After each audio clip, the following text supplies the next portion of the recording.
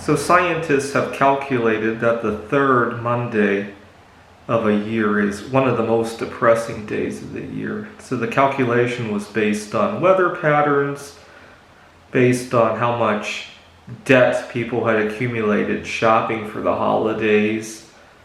This is around the time when people break their New Year's resolutions. That doesn't really apply to me. I'll get to that in a second.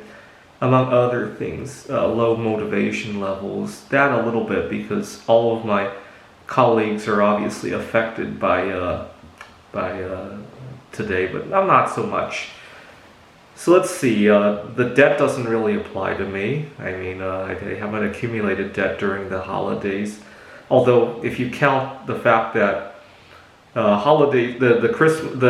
winter season is a little bit more difficult for me to do intermittent fasting. I kind of do have a debt of fasts that I need to do. I guess you could count that.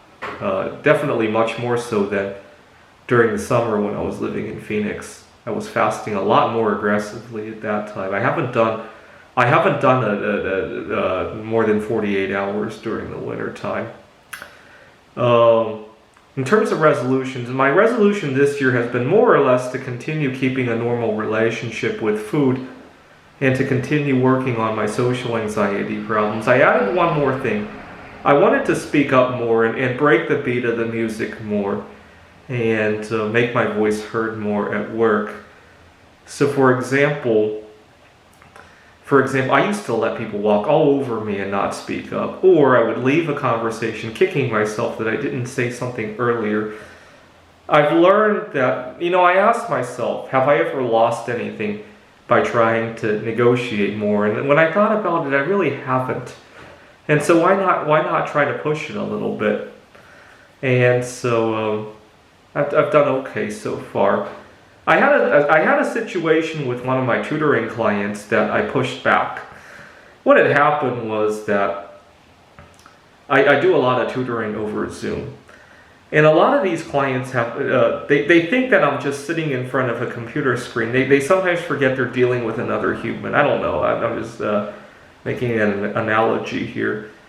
And so they schedule weird hours. Now, not weird, but not contiguous, right? So I have one student, let's say he wants 6 to 7 p.m. He can't do any other time.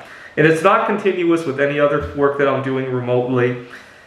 And you would think that I could just flip a switch at 6 and start working, but no, not really. I mean, especially somebody like me, I'm an outdoors guy, right? I have to be mindful where I am at 5:30 if I have something to do online at 6. And so one day I'm racing home, and I get back a little bit late, and he's already calling me incessantly. And what else did I do? Another time, it was going to meet him at 6. And I have a favorite restaurant when I'm not in the Redmond area anymore, but when I was living in Redmond, Washington, I had a favorite restaurant. And I was eating there at 4:30, and it felt like the clock was already ticking. Like the whole time I'm eating and talking to some of my friends there, it's like tick tock, tick tock. And I get back home and I'm just really mad. And so I finally give the student an ultimatum. I explained to him about the time constraint, and I said, for a 1-hour session, I talked to his parents. For a 1-hour session, it's eating away most of my personal life, right? I told them how I was at the restaurant and everything was just ticking away. I told them about how taking a walk after work and I was 2 minutes late and I get a dozen emails.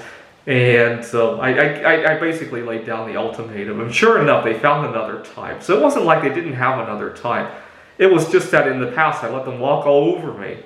And so that was my resolution for the year. I was so glad that I did that at the beginning of it. It gave the year a nice start. So I'm not short there. Bad weather, certainly. But I hope to, because fasting always gives me a happy-go-lucky feeling, maybe by the end of today, it won't be the most depressing day of the year anymore.